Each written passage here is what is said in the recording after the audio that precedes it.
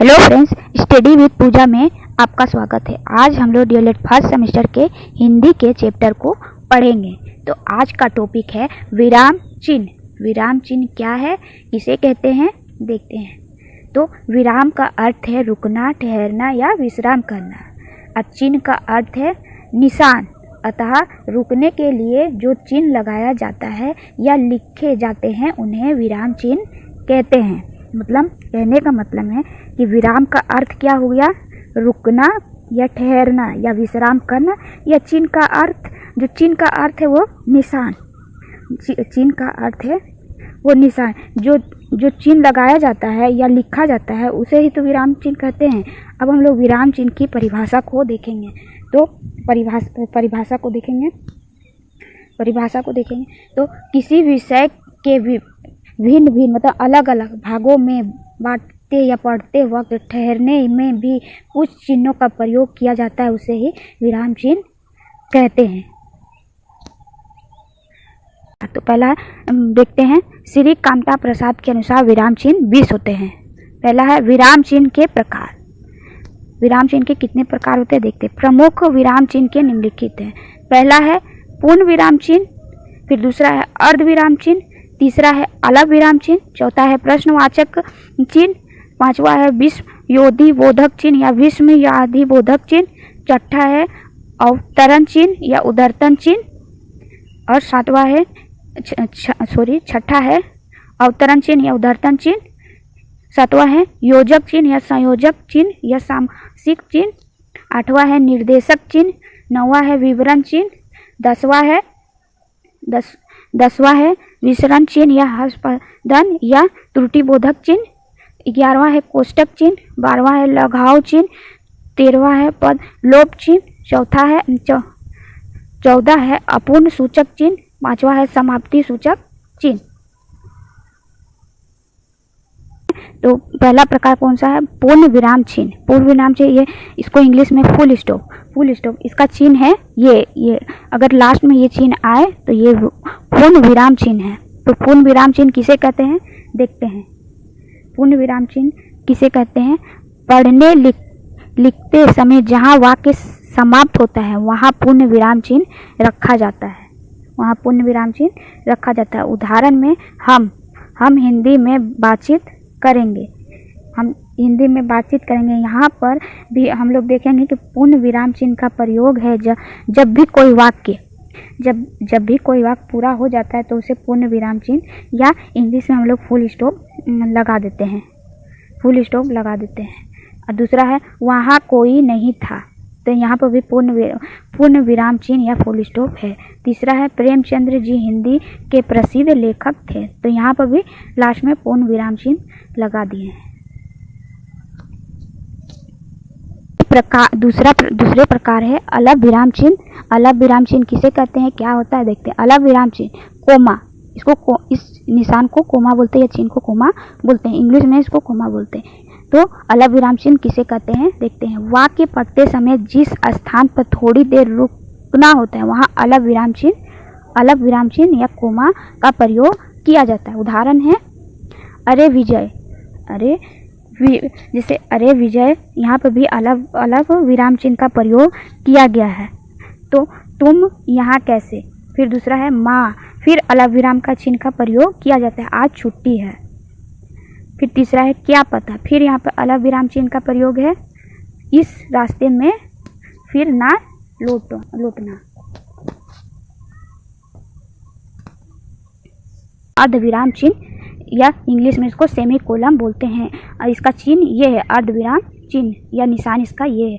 तो अर्ध विराम चिन्ह किसे कहते हैं, क्या होता है देखते हैं। वाक्य पढ़ते समय जिस स्थान पर अलग विराम से अधिक और पूर्ण विराम से कम ठहरना होता है वहाँ अर्ध विराम चिन्ह रखा जाता है।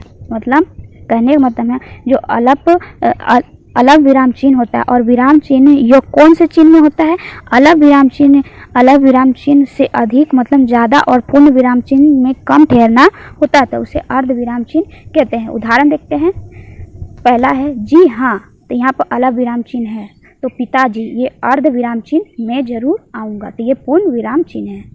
तो दूसरा देखते हैं, अब तक तुम्हारा निग्रह कायम रहा, तो यहाँ अर्ध विराम चिन्ह है क्योंकि जिसकी चाह थी, यहाँ पर पूर्ण विराम चिन्ह है। तीसरा देखते हैं, उसने पैसा मांगे, तो यहाँ पर अर्ध विराम चिन्ह है, उसके बाद कोई वाक्य है मैंने नहीं मांगे, तो यहाँ पर फिर पूर्ण विराम चिन्ह है।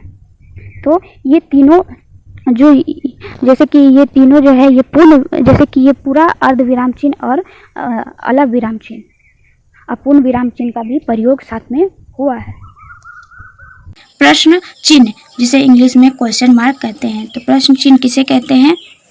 जिस वाक्यों में प्रश्न पूछा गया है उसके अंत में प्रश्न चिन्ह रखा जाता है। उदाहरण है बदलू कहाँ है, तो ये प्रश्न चिन्ह है।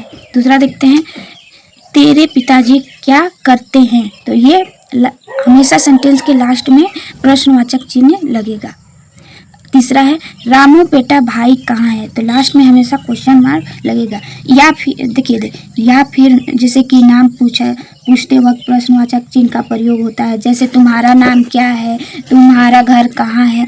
हम लोग यहाँ ये सब वाक्यों के अंत में प्रश्नवाचक चिन्ह का प्रयोग करेंगे।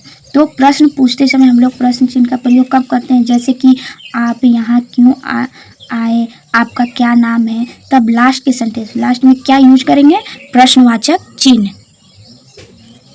आज हम लोग विराम चिन्ह के 5वें प्रकार जो विस्मय सूचक चिन्ह है या फिर इसे विस्मय आदि बोधक चिन्ह भी कहते हैं, इसका चिन्ह है ये। तो देखते हैं विस्मय सूचक चिन्ह किसे कहते हैं? हर्ष, शोक, आश्चर्य, घृणा आदि भाव प्रकट करने के लिए शब्द या वाक्य के अंत में विस्मय सूचक चिन्ह का प्रयोग किया जाता है। उदाहरण देखते हैं, पहला है उफ, फिर है विस्मय आदि सूचक चिन्ह, क्या गर्मी है। दूसरा काश, फिर विस्मय आदि सूचक चिन्ह का प्रयोग किया गया है, मैं सैनिक होता। तीसरा है ओह, फिर विस्मय आदि सूचक चिन्ह का प्रयोग किया गया है, यह तो कोई यान है। ये सब विस्मय सूचक चिन्ह का प्रयोग किया जाता है। अगर उदाहरण ऐसे अगर दिया रहेगा उफ में अगर विस्मय आदि सूचक चिन्ह का प्रयोग किया जाता है। ये प्रकार जो इकहेरा उदाहरण चिन्ह क्या है, किसे कहते हैं, देखते हैं। किसी विशेष नाम, शीर्षक आदि प्रकट करने के लिए इकहेरा उदाहरण चिन्ह का प्रयोग किया जाता है। उदाहरण देखते हैं, पहला है विद्यालय का नाम रामेश्वर विद्यालय है। कहने का मतलब जो रामेश्वर है, रामेश्वर के ऊपर इकहेरा उदाहरण चिन्ह बनाया गया है। फिर दूसरा है कंठ मंडल का अर्थ है लकड़ी का मंडल, मतलब कंठ मंडल का अर्थ है मतलब कंठ के ऊपर इकहेरा उदाहरण चिन्ह का प्रयोग किया गया है। आज हम लोग विराम चिन्ह के 7वें प्रकार दोहरा उदाहरण चिन्ह किसे कहते हैं, तो दोहरा उदाहरण चिन्ह का निशान है, ये दोहरा उदाहरण चिन्ह का निशान है ये दोनों। किसी के कहे गए शब्दों का तो प्रकट करने के लिए दोहरा उदाहरण चिन्ह का प्रयोग किया जाता है। तो मतलब जो का तो का मतलब वैसे ही, इसका मतलब होता है वैसे। उदाहरण देखते हैं, पहले सुदामा बोले मुझे किसने मिलना है, मतलब ये दोनों दोहरा उदाहरण चिन्ह का प्रयोग है। दूसरा देखते हैं, देवी जी ने पूछा हार की जीत हुई, मतलब ये जो कोमा दिया हुआ है ये दोहरा उदाहरण चिन्ह का प्रयोग हुआ है। कहने का मतलब है कि वैसे जैसे ही बोला जाता है वैसे ही लिखा जाता है, तब उसे दोहरा उदाहरण चिन्ह का प्रयोग किया जाता है। कोष्टक चिन्ह किसे कहते हैं, तो कोष्टक चिन्ह को इंग्लिश में ब्रैकेट कहते हैं। कोष्टक चिन्ह का निशान है ये ब्रैकेट करना, ब्रैकेट की जहाँ निशान दिखे वो कोष्टक चिन्ह होगी। तो कोष्टक चिन्ह किसे कहते हैं, समानार्थी शब्द क्रमांक आदि सूचित करने के लिए कोष्टक चिन्ह का प्रयोग किया जाता है। उदाहरण देखते हैं, पहला है उसने कभी विपरीत मतलब उल्टा, फिर ब्रैकेट चिन्ह का प्रयोग किया गया है, मतलब समानार्थी मतलब कोष्टक चिन्ह का प्रयोग किया गया है, अर्थ नहीं निकला, मतलब विपरीत का अर्थ उल्टा होता है, अर्थ नहीं निकलना। तो ये दोनों वाक्यों में कोष्टक चिन्ह का प्रयोग किया गया है। तो दूसरा देखते हैं, मैंने बहू किशोर की मां से पूछा, मतलब ये कोष्टक चिन्ह का किशोर की मां के कोष्टक चिन्ह का प्रयोग किया, मतलब ये दोनों वाक्य कोष्टक चिन्ह का प्रयोग किया गया है। हम लोग विराम चिन्ह के 9वें प्रकार मतलब योजक चिन्ह, मतलब इसे इंग्लिश में हाइफन कहते हैं, तो इसे हिंदी में योजक चिन्ह कहते हैं। तो उदाहरण देखते हैं। उदाहरण क्या है? पहला है खेलना कूदना, दूसरा है पढ़ना लिखना, तीसरा है शिव पार्वती। मतलब खेलना, जो बीच में अगर इस टाइप का हाइफन दिया रहेगा तो समझ लीजिए वो योजक चिन्ह या फिर हाइफन कहते हैं।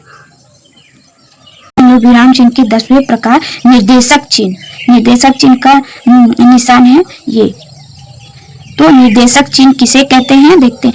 एक शब्द का दूसरे शब्दों से अलग करने के लिए एवं विशेष बात का उल्लेख करने के लिए निर्देशक चिन्ह का प्रयोग किया जाता है। उदाहरण है नायिका जवाब देती है, तो फिर निर्देशक चिन्ह का प्रयोग किया गया है। तो नहीं सखी, फिर दूसरा है जैसे, फिर निर्देशक चिन्ह का प्रयोग किया गया है। तो मैं तुम वह, फिर तीसरा है पेड़, फिर निर्देशक चिन्ह का प्रयोग किया गया है। जातिवादक संज्ञा, मतलब तीसरे में जो पेड़ के बाद जो निर्देशक चिन्ह का प्रयोग किया वो जातिवादक संज्ञा में लिखा गया है। इस प्रकार हम लोग तीनों वाक्यों को देख रहे हैं कि निर्देशवाचक चिन्ह का प्रयोग किया गया है। स्वागत है। आज हम लोग विराम चिन्ह के 11वें प्रकार जो लाघव चिन्ह किसे कहते हैं देखते हैं। कोई बड़ा शब्द संक्षिप्त रूप में लिखने के लिए लाघव चिन्ह का प्रयोग किया जाता है। कहने का मतलब है जो संक्षिप्त का मतलब होता है शॉर्ट। जैसे उदाहरण में देख लेते हैं। पहला है मानवीय मतलब कि जब हम लोग पत्र लिखते हैं तो मानवीय की जगह पे लाघव चिन्ह का प्रयोग करते हैं। दूसरा है डॉक्टर, जैसे डॉक्टर लिखते हैं तो ऐसे में लिखने के बाद जो लाघव चिन्ह का प्रयोग होता है, लाघव चिन्ह का प्रयोग डॉक्टर में किया जाता है। फिर है पंडित में भी लाघव चिन्ह का प्रयोग किया जाता है, जो शॉर्ट में लिखा जाता है। शॉर्ट में जो मतलब कि वर्ड को शॉर्ट में कर दिया जाता है, तो उसे लाघव चिन्ह का प्रयोग किया जाता है। महात्मा में भी लाघव चिन्ह का प्रयोग किया जाता है, तो इसे शॉर्ट में लिखा जाता है, लाघव चिन्ह का प्रयोग किया जाता है। तो आप लोग देख सकते हैं कि लाघव चिन्ह का प्रयोग कैसे किया जाता है, कैसे शॉर्ट में लिखा जाता है, संक्षिप्त में लिखा गया है। 12वें प्रकार हंसपद या फिर त्रुटिपूर्वक चिन्ह क्या है, किसे कहते हैं देखते हैं। हंसपद या त्रुटिपूर्वक चिन्ह देखते हैं। जब कोई अक्षर शब्द या वाक्यांश लिखते समय छूट जाता है तो उस छूटे हुए शब्द या वाक्यांश के स्थान पर हंसपद या त्रुटिपूर्वक चिन्ह, मतलब ये निशान है त्रुटिपूर्वक चिन्ह का प्रयोग कर उसके ऊपर लिखा जाता है। तो मतलब कहने का मतलब है मतलब आप लोग जैसे कि आप लोग भी ऐसे करते होंगे कि कोई वाक्य लिखते समय जब कोई वर्ड छूट जाता है तो उसके ऊपर त्रुटिपूर्वक चिन्ह का प्रयोग उसके ऊपर वो शब्द ऊपर में वो शब्द लिख देते हैं। तो जैसे देखते हैं। पहला है लक्ष्मी ने चारा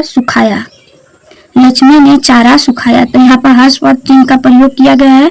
यहाँ पर जैसे कि चारा छूट जाता है तो आप क्या करेंगे, ऊपर में लिख देंगे यहाँ पर चारा।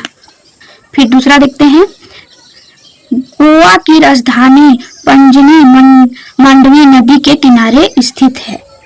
मतलब जो त्रुटिपूर्वक चिन्ह का प्रयोग किया है। मांडवी इसमें जो मांडवी है तो इसमें मांडवी नदी के पास क्या किया गया है, त्रुटिपूर्वक चिन्ह का प्रयोग किया गया है। विराम चिन्ह के 13वें प्रकार पदलोप चिन्ह का प्रयोग कैसे किया जाता है, किसे कहते हैं देखते हैं। जब वाक्य या परिच्छेद में कुछ अंश छोड़कर लिखना हो तो पदलोप चिन्ह का प्रयोग किया जाता है। मतलब पदलोप चिन्ह का प्रयोग किया जाता है। जैसे उदाहरण देखते हैं। पहला है मैं तेरे साथ जाऊंगा, पर फिर पदलोप चिन्ह का प्रयोग होता है। फिर दूसरा देखते हैं। जीवन किस तरह जिया जाए आप अपने लिए था, तो फिर पदलोप चिन्ह का प्रयोग किया गया है यहाँ पर। विराम चिन्ह के 14वें प्रकार अपूर्ण सूचक चिन्ह। अपूर्ण सूचक चिन्ह किसे कहते हैं, क्या है, देखते हैं। लेखन करते समय जब कोई अंश छोड़ दिया जाता है तब अपूर्ण सूचक चिन्ह का प्रयोग किया जाता है। उदाहरण देखते हैं। पहला है, बुद्धिजीवियों का जीवन श्रमक जीवियों पर आधारित है। मतलब बुद्धिजीवियों का मतलब होता है, बुद्धिजीवियों का मतलब है कि जो जिसके पास बहुत दिमाग होता है वो लोग किस प्रकार आधारित पे जीवन, जो लोग श्रमिक का मतलब जो बहुत काम पर आधारित है मतलब कि जो लोग बहुत काम करते हैं उस पर आधारित है। तो फिर यहाँ पर अपूर्ण सूचक चिन्ह का प्रयोग किया गया है।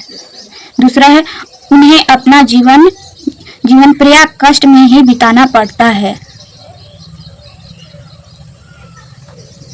इनके 15वां प्रकार को पढ़ेंगे। तो 15 प्रकार क्या है, समाप्तिवाचक सूचक। समाप्तिवाचक सूचक किसे कहते हैं, क्या है, देखते हैं। इस चिन्ह का प्रयोग पाठ, कहानी, कविता आदि के लेखन समाप्त पर किया जाता है। जैसे समाप्ति पर किया जाता है। उदाहरण दिया गया है। पहला है, मतलब कि सुख दुख तो सदा लगा रहता है। तो ये समाप्तिवाचक सूचक चिन्ह का प्रयोग है। दूसरा है, निछावर कर दे हम स्वर्ण स्वर का प्यार भारतवर्ष। फिर समाप्तिवाचक सूचक का चिन्ह का प्रयोग किया गया है। तो इसे कहते हैं समाप्तिवाचक सूचक। 16वां प्रकार को पढ़ेंगे। तो 16वां प्रकार है विवरण चिन्ह। विवरण चिन्ह को इस प्रकार दर्शाया जाता है। तो विवरण चिन्ह किसे कहते हैं, क्या है, देखते हैं। जब वाक्यांशों के बारे में कोई सूचना, निर्देश या विवरण आदि देना होता है तब विवरण चिन्ह का प्रयोग होता है। उदाहरण देखते हैं। उदाहरण क्या है, उदाहरण है, कहानी लेखन के मुद्दे नीचे दिए जा रहे हैं। तो फिर ये विवरण चिन्ह का प्रयोग किया गया है। मतलब फिर उसके बाद विवरण चिन्ह का प्रयोग किया गया है। तो इस चिन्ह को क्या कहते हैं, विवरण चिन्ह। तो ये टोटल 16 विराम चिन्ह है। टोटल 16, जिसके नाम याद रखने हैं आपको और कैसे चिन्ह बनाए गए हैं, निशान कैसे बनाए गए हैं, ये सब याद रखने हैं। अगर आपको हमारी वीडियो पसंद आए तो चैनल को सब्सक्राइब कीजिएगा और लाइक भी कीजिएगा, कमेंट भी कीजिएगा, सब्सक्राइब कीजिएगा। Thank you.